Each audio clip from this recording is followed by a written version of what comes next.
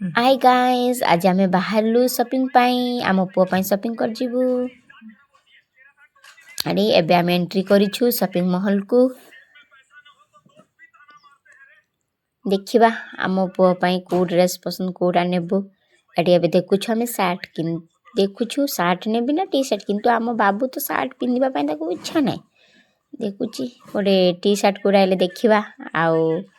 बाछिबा देखुची black shirt किंतु तार black shirt बहुत अच्छी आउ देखिबा अन्य शर्ट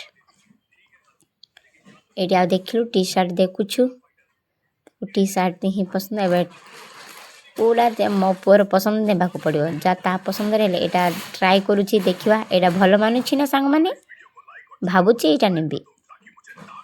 देखंतु किम देखा जाउची